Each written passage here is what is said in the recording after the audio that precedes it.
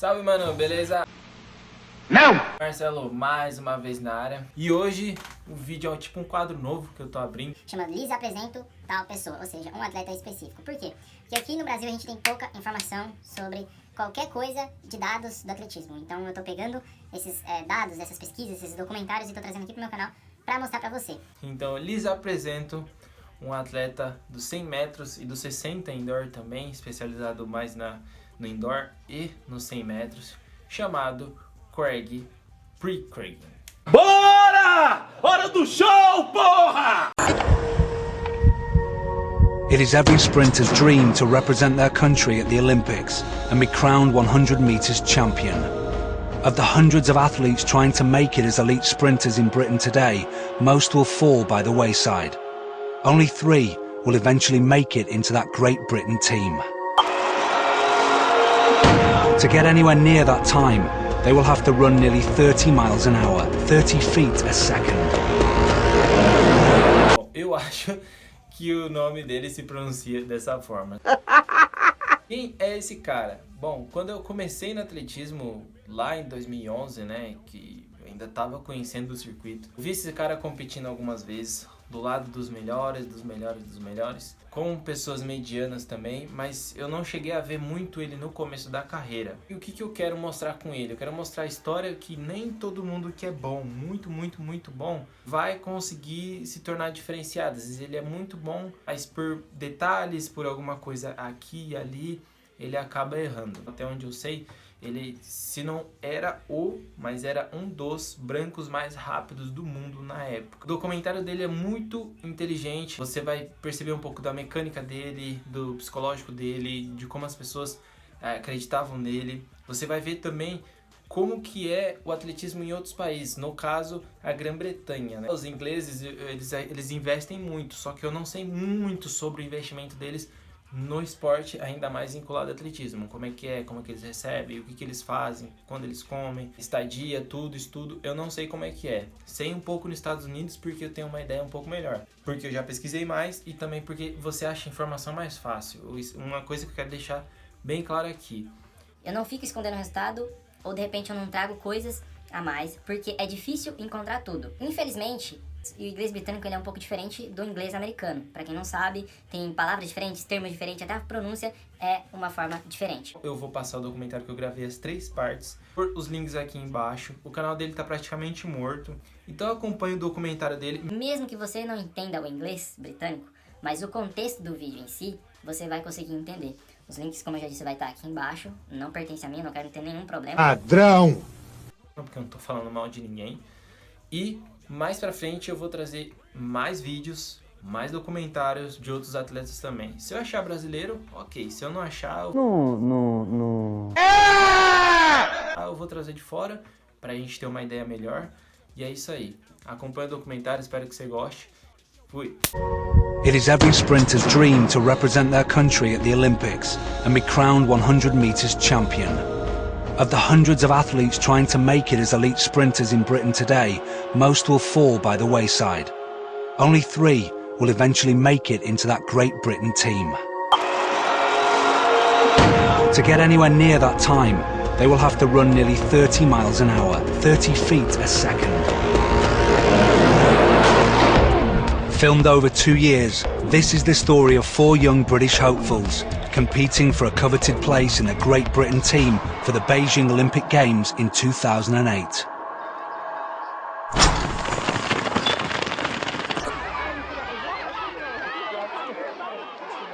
I was 5, my first year at primary school, on the sports day, and there's a rope across the track, which is the finish line. I didn't know you had to run through it, I thought you had to stop at the line.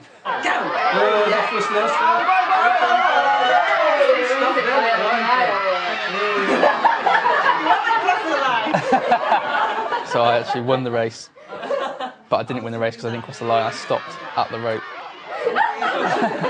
But I was a winner at heart. That's Nana. Come on, Craig! Got to have the right mix of genes, I guess, the right muscle fibre type and things like that, and fortunately for me I've got exactly the right mix, I think. Craig Pickering of Buckinghamshire.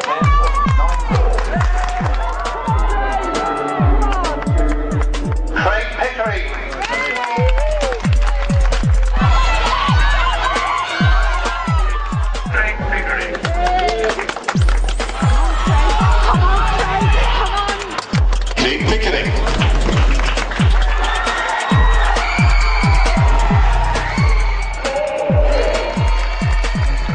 after about a year in athletics, I won the national championships in a championship record time. And then 2003, I won a bronze medal at the World Youth, and then, since then I've just taken it really seriously. What athletics has done for me is it's helped me sort of like mature as a person. I used to be quite shy, and I'm not so bad anymore because of who I am in athletics. I've got a bit of stature around me, and it helps me, feel more confident in myself. It's helped me mature as a person. It's shaped me as well, really. It's my job really now to win races and run well. So you're into vegetables at the moment? Yeah. Lots of vegetables, lots of meat? Yeah, what have you got? When Craig takes something on, you tend to take it to the nth degree, don't you? You do take it quite seriously. Everything's about, if you're going to do it well, and that is a good work ethic to have. I think I'm addicted to exercise, so if I don't do my training, then I feel like I've missed out, and it plays my mind far too much, and it felt like it should. So I can't sleep because I know I haven't done the right training. Maybe that's what makes me, so good, because I just have to do everything exactly the same all the time. I have to make sure I do it all. I just want to know if other people are exactly the same as me or not, or if I'm just like a freak.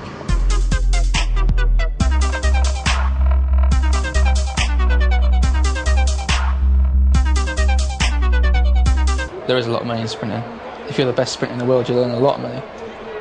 What annoys me is, if I was at exactly the same level in football... As you are in athletics? Yeah, I'd be on, what, 90 grand a week? If I was at the same level in rugby, I'd still be on $500,000 a year. Maybe you should have done a better sport. If I was at the same level in golf, I'd be on a lot of money, wouldn't I? Even in snooker. Mate, tennis, you'd be on loads. What about darts? Probably. I reckon the top darts players must earn quite a lot. Because they all own pubs. This man's got a lot to come, though. An awful lot to come, young Craig Pickering. Sells silver today, but there'll be golds in the future. He's maturing fast. If you win 2012, mate, rich. Yeah, but what's the chances of an English person winning 2012? Well, for me, 3 to 1. So brilliantly here. He fought for that silver medal, just outdipped Pognon in the end. But a gold and silver medal, of course. And that? Yeah, and the next one up as well. It is incredibly frustrating being injured because you just want to be out there competing, and you can't go out there and do yourself justice. And even in competition season, you get little niggles which worry you, but usually they're okay.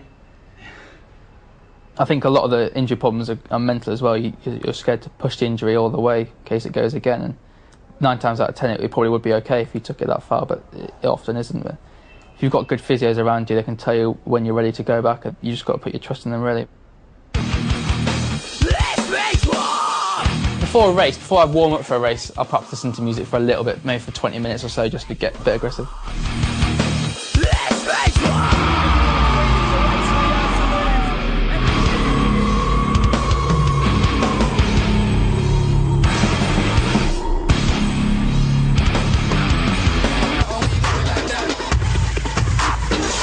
Give me some more. When it's a set, all you think about is just concentrating and just waiting for a sound. Sonia Williamson got the best start indeed, and here comes Pickering through.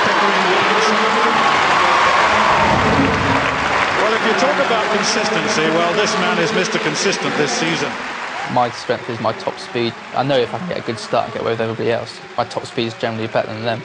That gives me confidence, but at the same time, I know I've got to get a good start time and time again to win.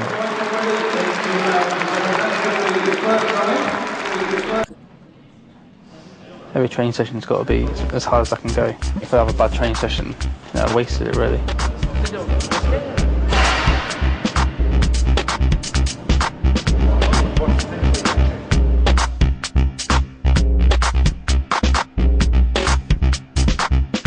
That's just going to get you so far, and then after that it's all about hard work and the right technical coaching you get. Are you putting more effort into those than you are into fives? Well, as in the five at the start of the session? Yeah. My coach has been in the game for 40 years and he knows everything there is to know. I'm just interested in what's going on in your head as a game. In that aspect I am lucky, and he's good enough to take me all the way to the 2012 Olympics. My belief is, if you're going to build a decent house, you've got to build the foundations. If you want a nice roof on your house, you've got to build decent foundations and a nice wall. If anything's built weak underneath the roof, you're stuffed.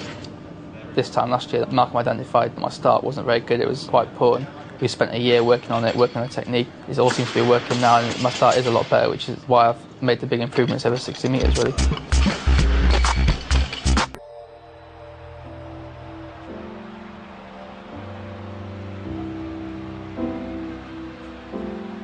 There's rivalry just generally between every sprinter, but then you always got your one kind of arch rival. For a while, mine was Craig, but then he's kind of stepped up and he's in a different level, so I can't really look to that until I'm running at that kind of level. Well, he's always been there, isn't it? Craig's always been in the limelight from young. Last year, got beat by Craig Pickering at the European Under-20s in Lithuania. Quite a few people got all grudges against Craig. Craig's more of the favourite. Simmons more the underdog. I only see one athlete that's sort of on my level. It's about Craig Pickering. Just rivals. Yeah, big ones. They didn't like each other before then. It's not really rivalry. It's just what the media pull it, isn't it? Just two good athletes trying to be the best.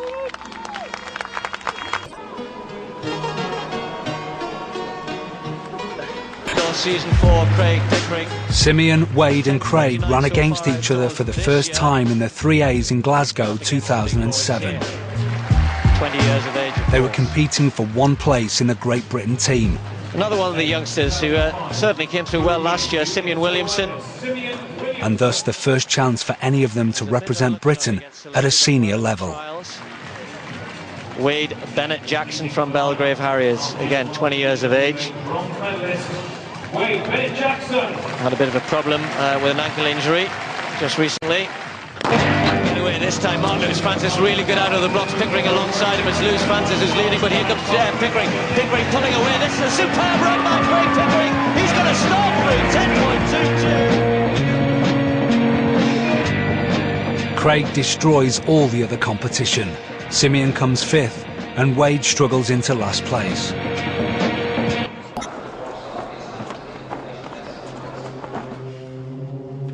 Craig is emerging as the hottest of these young talents, and winning in Glasgow secures his place in the senior team for Munich. I've only spent one day at home in the whole of June. It's just a bit annoying that you're away from everything and sort of living out of a bag.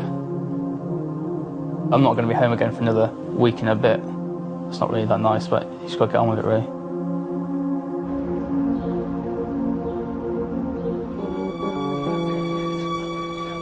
My goal is to make the World Championship team. By him not being here, that's one less person to worry about, really. So it works both ways. I mean, it's more important for me to make the World Championship team than to get revenge.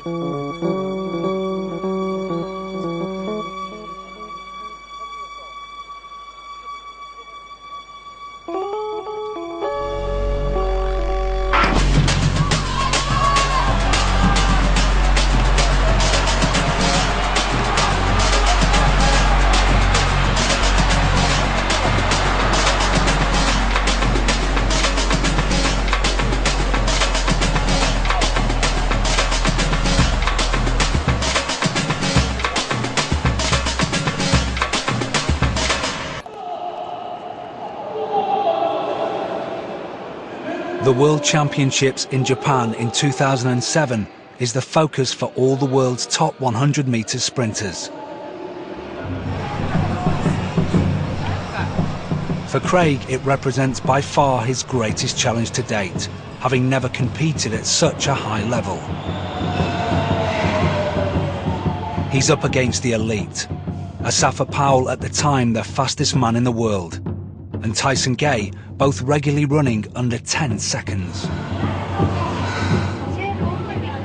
want to do well at this World Champs. I mean, it's always hard running at the world stage regardless, and I don't think you wake up in the morning and think, oh, today will be the day that I win. I mean, especially at the senior level, it could go either way. I think I'm at 17th quickest out of MVPs here, so basically I'm going to have to run as fast as I can each round. Now I've just got to do what I need to do.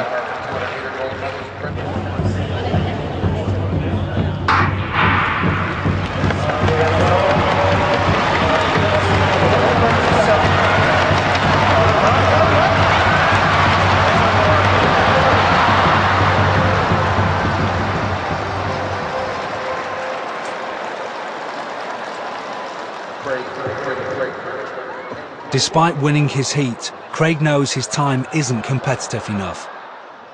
Making it through his next round, the semi-final, is going to pose a much bigger challenge. We've got that men's 100 semi-final coming up to Asafa Powell here. Goes in the first semi-final, looks so impressive. He's with Craig Pickering, incidentally. Craig Pickering's got that first semi-final. And I must say that Asafa Powell looked, of all the competitors, the most composed. And Tyson Gay is in the second semi-final. What a couple of semi-finals they should be. About 15 minutes ago, put on my spikes, just stride around. You know, motivate myself, making myself aggressive. And that's when probably I'm most nervous.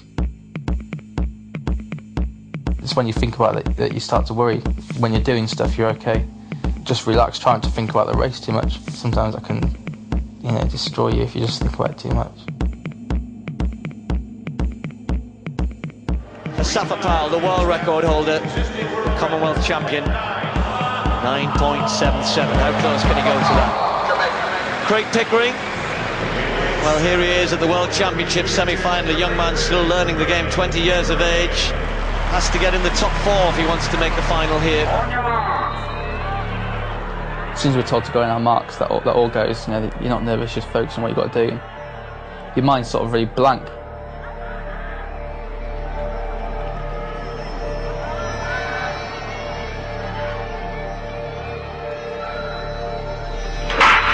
Pickering with a false start. All of this just getting to him a little bit. I'm not sure that would have been part of the game plan. So the yellow flag, of course, to the whole field. One more false start, whoever it is, and they are disqualified.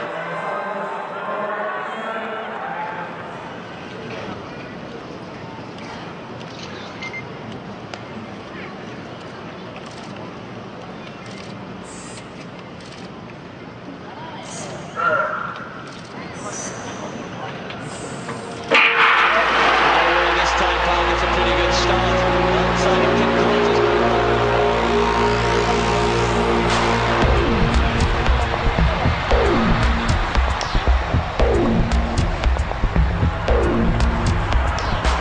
Asafa Powell eases through to the final running 10.08, well below his best.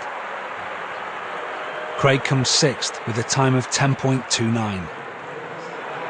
Knowing that he is so far behind the world's top sprinters presents Craig with his first serious question about his own potential. Didn't quite deliver here, the youngster. It's been a big season for him. 10.29 is time here. I've got a feeling he'll be thinking a missed opportunity. I'd like to have thought against the championships that I could have put myself up there really, but I'm a little bit disappointed. But it's my first championships. I've learned a lot. I've learned it's harder than you think to run fast at a championship. There's so many different factors, so much pressure, time change, things like that. And 20 years old, coming 6th in the semi-final of the World Championships isn't a bad achievement really, I don't think. You've been running against juniors all your life. You're not going to go out and run against like Asafa Powell and beat him. There's no way. Transition from junior to senior, it would take progression. Craig Pickering's down with Phil. I just wonder what his thoughts are on that run. I'm sure he'll be very disappointed. Well, let's find out, Stuart. When you look over the scoreboard there, Craig, do you see that as an opportunity missed? A bit disappointed, but I tried my best and unfortunately it wasn't good enough today. Well, hopefully it won't be your best ever chance because there's a lot of potential there to come. This is your first World Championships. What was your mindset going into the semi? My goal was always to make the semi-final, so once I was there I wanted to have a very good crack at making the final, and I think I sort of did that. I mean, I could have run a little bit quicker, it was a slow time, but I mean, it's so hard running at championships. I tried to stay as relaxed as I could and things like that, but I've learned a lot by being here. It's been a good experience. If I lose and I've run well, like I've run a PB or placed my PB, then that's fair enough. But if I lose and I didn't run, I made a mistake, then I'm really hard on myself. Every time I'm training, I'm just going to remember this feeling.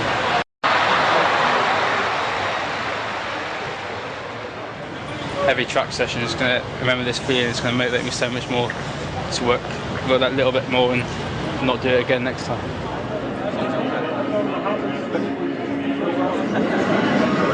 4 weeks ago, I was like, make the semi-final, I'd be really happy, but now I'm not. I think I should have made the final. If I don't know my season's best or personal best or whatever, I'd have been in. So it's a bit disappointing.